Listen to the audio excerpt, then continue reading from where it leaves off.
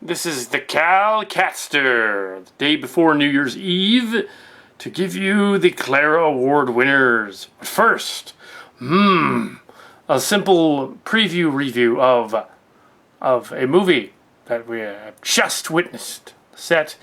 We had many of the cast from Valley Stories, the atmospheres, Valley Stories, at the choir group and worship group, including Debbie Grobman and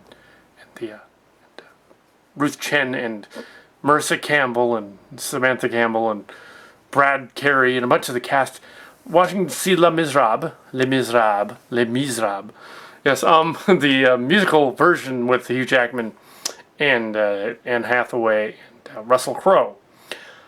Yeah, very good movie. Should win the Oscar for Best Picture, Best Song, and whatnot. Although I'm kind of partial to the Lord of the Rings song, as you can tell. More so than the ones in Les Miserables. Yeah, good movie. Go out and see it. It's our best drama, best musical. The other stuff is less than that. So that's all the review I want to say of that. I haven't yet written a review of it, but I likely will blog one tomorrow. Anyway, I have here the Clara Awards to remind you of the nominees of Best Fantasy Film, Science Fiction Film. The nominees were Looper, Marvel's The Avengers, The Hobbit, An Unexpected Journey, Skyfall, Life of Pi, The Dark Knight Rises, and Iron Sky. I'm one of the few reviewers out there that has said Dark Knight Rises should be up there with something, should get something. I'll throw in some technical stuff in there they could also get. And the nominees for Best Fantasy Film. And the winner for Best Fantasy Film of the year 2012 goes to, unexpectedly, Marvel's The Avengers. Gets the win for the Kal Kat show. It said Marvel's The Avengers, although it was based on the comic book series and it was a build-up from other movies, was the best fantasy film of the year. Now, The Hobbit has also been nominated for other categories, so it may still win for something else, but not for fantasy film. Next, we go on to Best Animated Fantasy Film, which is an interesting way, or Best Animated Film. Mark's Cards thought that actually, although Ariadne was actually released later, it actually was based on an earlier work, that it should get a nod as well. Okay, so we're going to give it a nod as well because Mark's Cards is co-creator. So we're going to so we're going to raid, we're going to put Ariadne back in there for something under the nominee nods. Ariadne or the Borrowers, Wreck-It Ralph, Rise of the Guardians, that was the one with the Santa Claus and the Easter Bunny and all that, Disney's Brave, and Pirates Band of Misfits. The winner of the Best Animated Film of the year, Mark's Cards and I decided that Wreck-It Ralph wins. Wreck-It Ralph wins Best Animated Feature of this year. Last year he said that a little-known Japanese movie was his choice for the winner, and we've forgotten what it was. Next, and the other one, Ariadne gets a nod for creativity. Oh, let's see. And also, let's see, okay, horror thriller. Cabin in the Woods was taken off because it actually is a movie from last year. But Mark's Card said we should put it back on. So we're going to put it back on as a nominee for Best Horror. It doesn't mean it's going to get it, just means it's a nominee. Okay, that's the Best Horror Movie. Horror fantasy / movie. Followed by Chronicle, which really was science fiction but was horror as well. Sort of a modern version of Akira in a way. Same kind of idea. And Heroes, sort of Akira Heroes hybrid. Django Unchained, which is a rewrite of an Italian play. We haven't reviewed that one yet. In which Quentin Tarantino decided to set it in old Western days with slaves. That's not what the original was about at all. So people have a controversy over the slaves. The original was not about that. The original was about an Italian bandit, apparently, running around with guns and killing bad guys. So this version is not that. Hence the references to Alexander Dumas and the Three Musketeers. It was a Three Musketeers parody, interestingly enough. Kind of. So here we have the Django Unchained is one of them. And Seven Psychopaths, which was a horror comedy, which came out early in the year with Christopher Walken. And actually, that wasn't a bad one. Mark Karts did not see Seven Psychopaths and hadn't yet seen the Django Unchained. And Cabin in the Sky is on there. Even though it was really technically a 2011 movie held back for a year.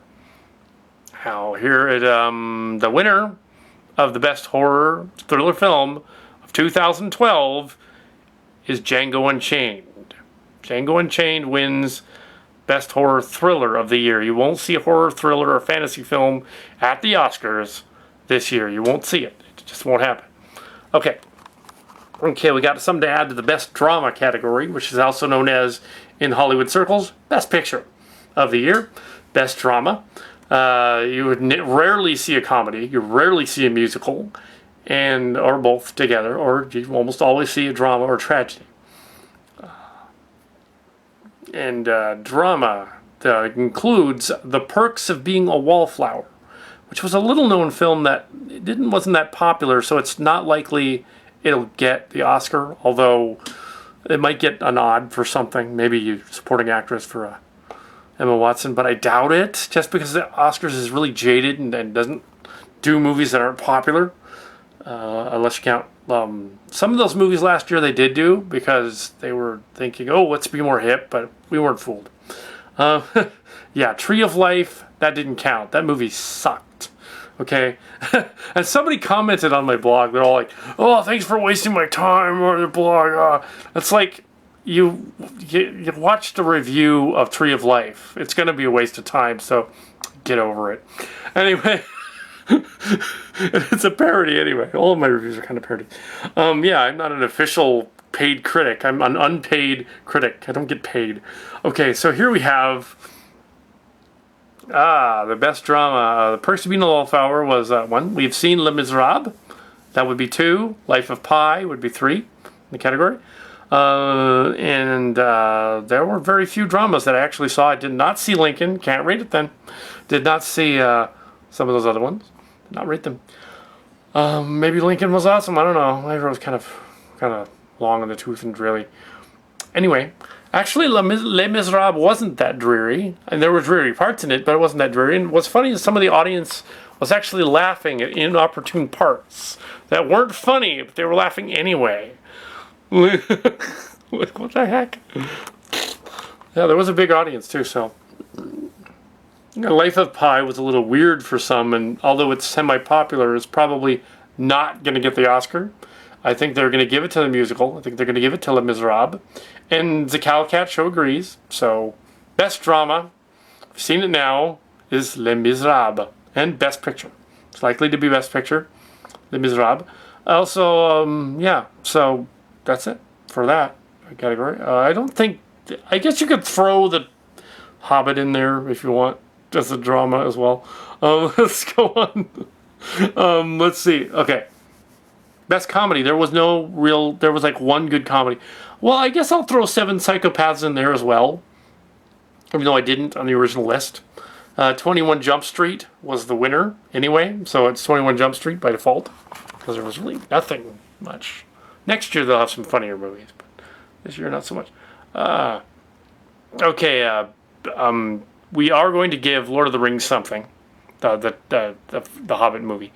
There is not a category for Best Director, but Peter Jackson could be nominated, as well as Tom Hooper, who directed Les Miserables, and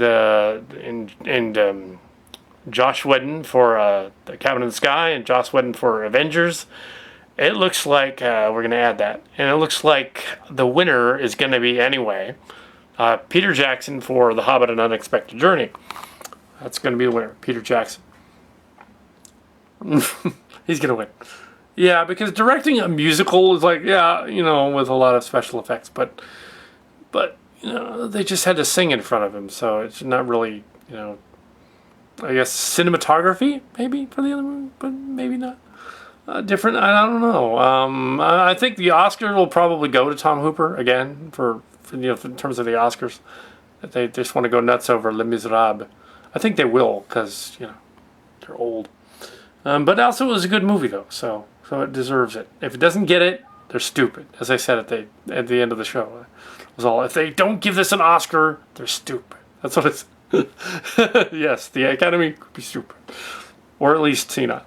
So here we have, so Academy, don't get insulted that we called you stupid, but we did, because sometimes you guys are. Now let's see, and if they just come back to haunt me someday and they broadcast this when I get my first Oscar, I will laugh. I won't be insulted. We'll. So I'll be like, yeah, I called you guys dumb years ago. So what? But anyway, let's see. Best family director, Chris Nolan, The Dark Knight. Why did I? Okay, fantasy director, I chose Joss Whedon and Chris Nolan and Peter Jackson, and now added this other one. I don't know if that Batman movie. I mean, it was good, but it wasn't as good as the first and second one. It was good, but it wasn't the best movie of the year, best director of the year deal going on. There were just some plot holes. But that's that's him. Best drama director, Tom Hooper, Les Miserables, or Ang Lee for the Life of Pi. Hey, Cat.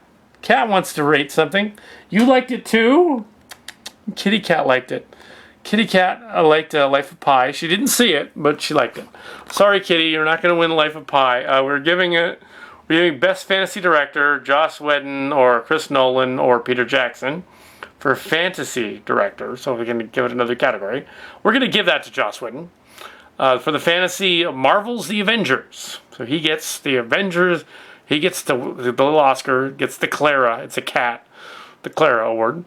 He gets the Clara. Yeah. We'll be mailing that to you shortly. Just kidding. You're not going to get the Clara. There is no Clara. Oh, we haven't made one.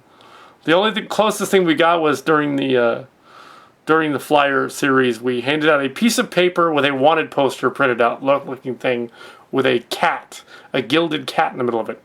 And we sent it out, and that was our Clara Award 6 years ago. So, let's see. Now we're going to get to the worst category, it looks like. Although, I think we're going to add for best thriller horror or horror movie. There's only one in the category. I will throw a couple others, and I'll throw in the Batman movie. It was Django Unchained originally. He's going to win overall, hands down. But I threw the other one in there as a nominee, and Cabin in the Sky. But the winner here is Quentin Tarantino for Django, for thriller director. That's like a horror thriller comedy director. All right, Django Unchained. Okay, now we get to the worst movies of the year. Now, I didn't see a lot of the worst movies of the year because they were bad. So what we called this category was best of the worst. Now, these are movies that were actually given fairly semi-decent ratings, but also weren't very good. We know that it's a shooting in a barrel if you give a worst movie review to something like The Smurfs 2 or Medea's Family Part 7 or something, or Paranormal Part 5, because you know that movie isn't going to be very good. So it's the best worst movie. The worst best movie, so to speak. The worst category, worst fantasy science fiction, Dredd 2012, that's Judge Dredd movie. The Expendables 2, I Am Number 4, The Watch, Total Recall 2012, The Amazing Spider-Man, even though Jim really loved it, Jim Bufkin, it wasn't very good. It was the best worst movie. It was okay. And Prometheus was the shoe-in. And The Hunger Games was in there. That movie was not that great, guys. And yeah, it is a ripoff of Battle Royale. Although Battle Royale was considerably darker, and it's like a movie that they kind of copied. Clearly the director of Hunger Games watched Battle Royale and was like, let's make it kind of like that. Just a little bit. But clearly the author was also thinking along the same lines. And yeah, we know it's a book series, but hey, your book series came out after Battle Royale. Came out in theaters, so you saw it. Come on. And then there's the Men in Black 3. So these are movies that aren't the worst movies of the year, because we didn't see the worst ones. We didn't see the under 30% category. And the winner of the worst movie of the year, bar none, of this best worst category, for its disappointing premise and ridiculous plot holes and impossible premises, which for a science fiction film, it clearly they should have fixed this stuff early on and said, hey, they should have said freebooters, not scientists. Done that whole creation alien. They're going to find the creation of man aliens. And then we're going to go on this planet and the scientists are going to act dumb and do really dumb things and get lost, even though they have a map reader. And then this lady's going to give herself a C-section and pull an alien out and be walking around to tell about it the next day. It's like Prometheus. Prometheus is a hands-down winner in this category. It's just, they built up this huge premise and this huge ad campaign and with all these viral videos, and the movie just sucked. I mean, it was visually pretty, but the logic in it was just awful. And it's not to say that I haven't written stuff just like it that was just as bad, but I didn't make a movie out of it for millions of dollars. I wouldn't make a movie out of my worst stuff. I don't know what Ridley was thinking. Maybe he's having family issues. I know his brother passed away during a little bit after that. Maybe he saw the movie and it just killed him. I don't know. But it handing it over to Damon Lindelof to finish the script and having him claim that he didn't mess with it, he fixed it. He didn't fix it. He made it worse. The original script was a little better. They weren't exactly scientists. It was a little better, and the C-section part happens in the middle instead of the end. So she gets time to heal, and the robot's reason is different. The alien's reason is different, which it should have been. The whole, my goodness, what a mess. Prometheus, winning best worst movie. Okay, worst animated movie. Although Hotel Transylvania was liked by Amanda Rumsey, it wasn't that great. Paranorman was the other worst animated. Then this, granted, these are what we've only seen. And the Lorax was the third, and that was the shoe-in. The Lorax missed the point of the Dr. Seuss book that it was based on. Some of it was in there, and this weird, like, utopian, heavy-handed, like, plastic world thing was like, what are they? It was just bad. The other two were much better. Best, worst. Okay, worst horror movie of the year. I've only seen a few of these, so I had to rate them. Even though Debbie Grobman loved Dark Shadows, the movie, I did not. I said it was kind of bad. But, oh well, so much for that. Or The Woman in Black with Harry Potter, with Daniel Radcliffe. And The Woman in Black won for best worst horror movie that I had seen. Now, I didn't see Paranormal Activity 5. And I probably should have actually rated Resident Evil 5, but that's kind of shooting in a barrel too, because it was so bad that it almost was entertaining. So I didn't even put it in there. Let's see. Okay, worst comedy of the year. I should have included Ted, but I didn't. But I will just now. The Dictator, American Reunion, The American Pie, Part 6 or 4, depending on whether you count the beach ones and the direct-to-video ones. The Three Stooges movie, which had funny scenes, but it was really dumb. Like, on purpose or something. It wasn't entertaining. It was dumb. Okay, and the winner is Dictator. Sasha, stop. Just stop. We're going to release a character like one of yours. We're going to release a martial artist character. But, yeah, it's going to be funnier than Sasha's character. Sacha Baron Cohen, stop doing it. Just stop. Just stop. Okay. Now, let's see. I think we're done. Yeah, we're done. All right, honorable mentions and such. We were quite surprised, or at least I was, that Hugh Jackman apparently can sing. Apparently, he was a Broadway guy before he did the SS, so that's why he can sing. Or he's some sort of singer. We knew Russell Crowe could sing because he was in a band. He's a rock star in Australia before he became a big star over here. Weird seeing opera. Anne Hathaway, it was kind of a consensus that although she can sing, I don't know if she was the proper choice for this character, but that's all right.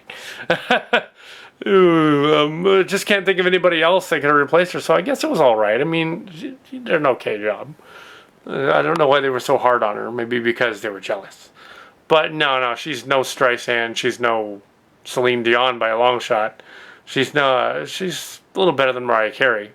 I'm saying something, I guess. I don't know, but Mariah Carey. Yeah. Some of your early stuff was good, but just, I don't know. Not anymore. Better than Britney Spears. Oof, she would have ruined it. That would have been funny though. But yeah. So if they got singing actor awards, then that other movie will. Les Miserables will walk away with all kinds of Oscars. Oh yeah, they're probably going to win most of them. Dark Knight Rises is going to win for cinematography or something. Ooh, but really, in terms of visual, stunning stuff and different innovation, cinematography, I would go with the Hobbit movie. I would give the Lord of the Rings, those kind of technical stuff. 48 frame movie, pretty looking. And I saw the 9-minute Star Trek trailer, and yes, that planet is called Nibiru in it. Why, Abrams, why did you call the alien planet Nibiru? Why? Why'd you do that? You know why? Guess who co-wrote it? Damon Lindelof. Not a good sign, but let me know that even if that movie better not start, but maybe it won't. Maybe somehow they'll pull it out of the mire. Star Trek movie will be good. It better be good. Our Star Trek film, the Star Trek Chimera, is still in production. It's the longest production ever, as Mark Scards pointed out. If we were working for a studio that wasn't us, we would have been fired a long time ago. So, just a cat. And so, Chimera should be out. We were saying the summer of 2013, but I seriously doubt that. We'll have ours out by the time the next one is. We're probably looking at the 47th anniversary of Star Trek, around September of 2013. We will bow into the screens of YouTube with Star Trek Chimera, the Destiny device. So our animated, well, sort of pseudo-animated go-motion puppet thing, like the Transtech movies were. Our go-motion Star Trek movie is going to be out, and you're going to see it. It's going to be awesome. What we have so far is truly cool, and what is it just saying that? But it's fan film, and it is a fan film. It is a Mary Sue, and the fans get lots of William Shatner. So if they want William Shatner fans out there, there will be Kirk and Spock, everybody through by way of the holodeck and other things we're not going to give away, and the new crew of the Chimera and the next generation crew and the DS9 crew. It'll be falling around the anniversary of DS9 beginning, roughly 2013. I know it started in 1993 in January, but it'll be in the same year, so it'll be the 20th anniversary of DS9 and the 27th of Next Gen or something like that. So yeah, so that's cool. And it's going to be pretty awesome. And there's a little Voyager in it too. And everybody's rank is a little bit promoted, which they should be. And we essentially fixed Nemesis. We've taken the... we fixed what happened at the end of Nemesis, let's say. We've made it more interesting. Yes.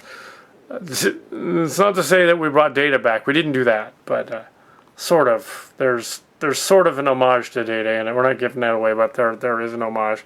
And Chimera, as you probably hinted at on the internet, already is looking to be a Q movie. The voice of Q will, of course, be Kal Kat. Or maybe it's Silly Kelly. I don't think about it. It's probably Silly Kelly. But it's one of my personae. Anyway, so Kal Kat Show. I will see you on New Year's Eve for the Slammin' Crazy New Year's party. Well, we will bring it to you live, New York style, which means we'll be watching the 9 o'clock show. And then we'll go out and do whatever else later on, and you won't get to see that part. New York style, tomorrow. Now, this was the Clara Awards, the Kal Kat Show. Signing off. Live long and prosper.